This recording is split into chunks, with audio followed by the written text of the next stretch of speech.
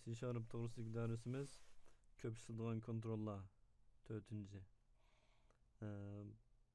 Bu darsimiz so'zlamoqchi bo'lgan kontrollar birikma ramka, tizimlik ramkasi va daraxtsimon tizimlik. Birikma ramka deganimiz, ya'ni o'ziga kichik o'rin egallaydi, lekin nurg'un mazmunlarni buning ichiga kirgizgili bo'ldi. Jiq mazmunlarning ichidan bir tal ilmetni yoki a'zoni tanlamoqchi bo'lsak, bu birikma ramkani ishlasak bo'ldi. Masalan, bu shahar tanlash deganga o'xshash. Ya'ni biz bu yerda kontrolni qo'ygan vaqtimizda shahar tanlang degan bir gap chiqadi. Biz knopkani bosgandan keyin shaharlarning tizimligi chiqadi. Xohlagan bir a'zoni tanlasak bo'ldi. Buni Visual Studio'da amaliy misol ko'rsak,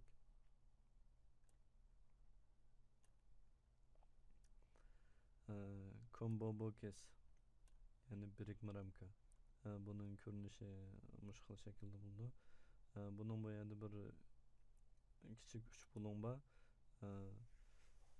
Buni bossak biz buningki a'zo qo'shadigan yerga kira olamiz. Bu yerga a'zo qo'shsak bir qurdini yasak bo'ldi. Bir qurdikisi bir a'zosi bo'ldi. Yoki bo'lmasa buningki xoslik ko'znikidan items degan bir xoslik bor. Buning uchun olsakmi, yana o'xshash. Ya'ni biz mazmun qo'shaylik.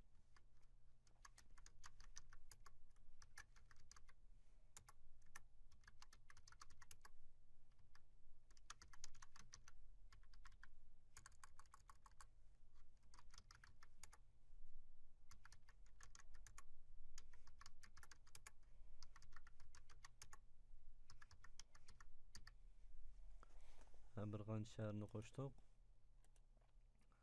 Endi buni biz ijro qilib ko'radigan bo'lsak, bu shaharlarning tizimligi xat nusxasi sal kichik bo'lib qolibdi. Biz buni o'zimiz xohlagan cho'ngliqda tanlasak bo'ldi.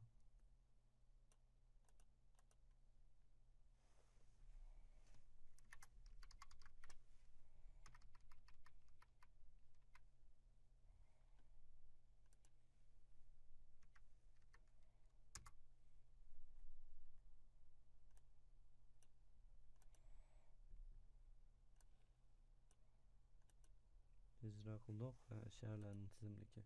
Bu tanlagan vaqtida bu yerga chiqadi. Endi buni biz dastlab qo'zg'algan vaqtda bu hozir hech nima chiqmayotdi. Biz buning uchun buningki tekst xosligini o'zgartirib qo'yishimiz kerak. Yani tekst xosligiga shahar tanlang. Endi biz buni ijro qilsak, maqsadimizga yetamiz.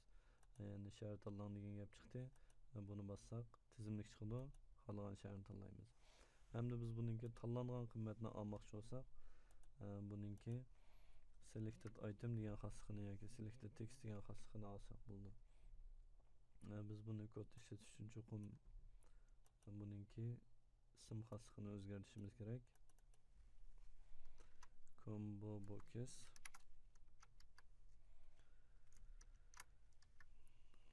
city shahar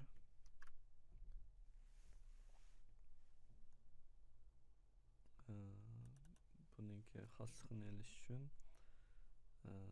combo box city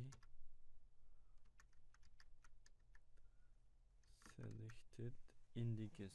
Bu selected index degani 0 dan boshlangan indeks bo'ldi. Butun son tipli qiymat qaytardi. Selected item degani odatda biz bu combo boxga murakkab obyektlarni beralaymiz. Ya'ni odatdagi tekstdan boshqa bir qancha a'zosi bo'lgan narsalarni beralaymiz. Bunday vaqtda buningki selected item xosligini ishlasak shu obyektni bevosita olaymiz. Selected text degani ko'rinadigan xoslik. Ya'ni biz shu combo boxni ochgan vaqtda shaharning ismi ko'rindi, shu xoslik. Hamda selected value degani odatda bir ikki dona xoslik va a'zo bo'lib qolsa, masalan, buning teksti va ko'rinadigan ichki qismida ma'lum nomer, masalan shaharga nomer qo'yilgan yoki shaharninki rayon kodi deganga o'xshash qimmatlar bo'lsa, biz buni selected value degandan olsak bo'ldi. Masalan selected text desak, biz buningki tanlangan shaharning qimmatini, ya'ni tekstini ola olamiz.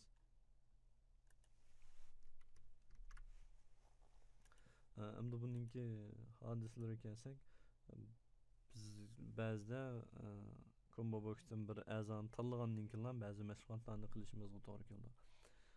Masalan, shaharni tanlagandan keyin shu shaharga qarashli yezilar yoki rayonlarning tizimligini yana bir combo boxda ko'rsatib berishga to'g'ri keldi. Ya'ni Urumchini tanlaganda Urumchining rayonlarini ham, Xotanni tanlaganda Xotanning ichidagi rayonlarni ham ko'rsatgan ahvol bor. Bundaq vaqtda biz buningki selected index change degan xoslikni ishlasak bo'ldi. Hodisani ishlasak bo'ldi. Bu hodisaning ichida turib yana bir combo box yoki list boxning ichidagi mazmunlarni to'ldirsak, yetmoqchi bo'lgan maqsadimizga yeta olamiz. Combo box haqidagi mazmunlarimiz tugadi. Davomli boshqa mazmunlarni ko'raylik.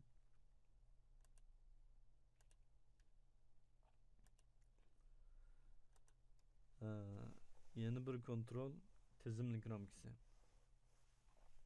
Bu tizimlik ramkasininki ishlatilishi combo boxga o'xshab ketadi. Buning ichiga kirgizilgan sonliq ma'lumotlarni combo box bilan asosan o'xshash. Faqat buning ko'rinishi o'xshamaydi. Combo boxda bu mazmunlar yig'ilib biz bosgandan keyin ko'rinadi. List boxda bo'lsa bu davomli ko'rinib turadi.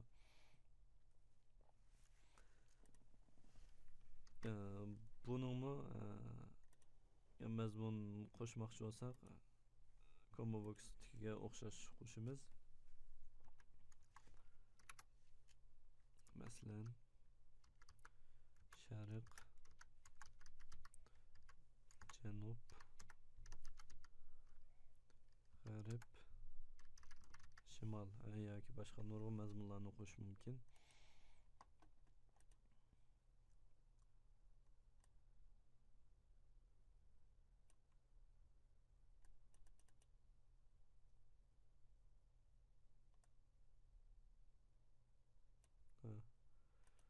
Xoslik ko'znikini ochdik.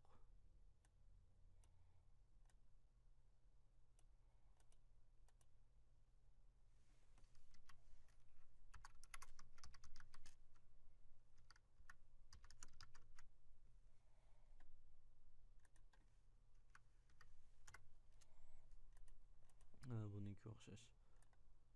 Buning yo'nalishini to'g'rilamoqchi bo'lsak, right to left xoslikni yes qilib qo'ysak bo'ldi. Buningki hodisa bir narsa ishlatilishi combo box bilan o'xshash. Yana buningki selected value yoki selected item degandek xoslik orqali tanlangan qimmatni ola olamiz. Buningki tanlangan qimmati biz bu yerda bosgan vaqtimizda tanlangan mazmunni ko'rsatadi. Buning ishlatilishi combo box bilan o'xshash. Hamda bizningki 3-chi bo'lib ko'rmoqchi bo'lgan kontrolimiz daraxtsimon tizimlik. Bu daraxtsimon tizimlikning umumiy shakli list boxga o'xshab ketadi. Yana mazmunlari ko'rinib turadi. List box yoki combo boxda odatda bir normal array, ya'ni sonlar gruppasidagi, ma'lumot gruppasidagi mazmunlarni ko'rsatishga bo'ldi. Hamda daraxtsimon tizimlikda bo'lsa, bir qancha qatlamga bo'lingan mazmunlarni ko'rsatgan bo'ldi. Ya'ni bu rasmda ko'rsatilgandek matematika desak, buning ichida bir qancha tarmoqlar bor.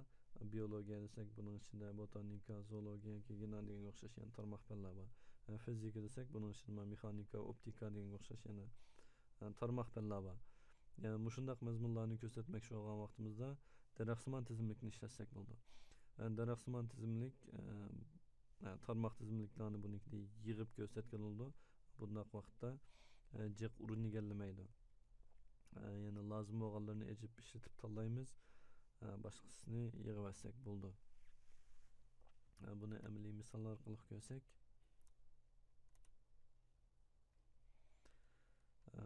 daraxtsimon tizimlik true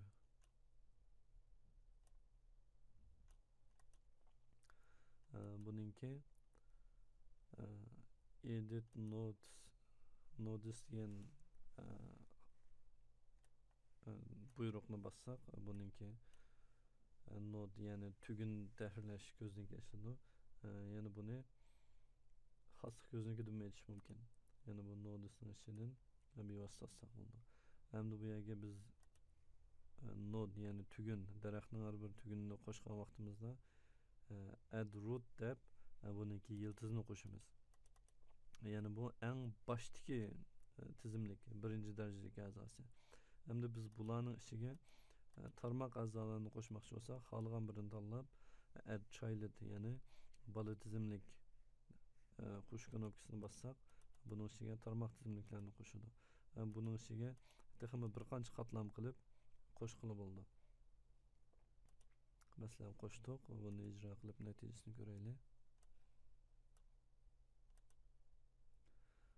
Yana bu yerda baş tizimlikda 4 tane a'zo var.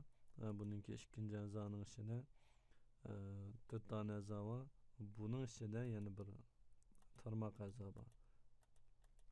Yani shunday qatlam shaklda a'zolarni bunikini ko'rsatildi. Buningki a'zolarni tanlash ishlatishmi listboxning o'xshash. Selected item degan xaslik orqali bu tanlangan qiymatni app ishlatishga bo'ldi.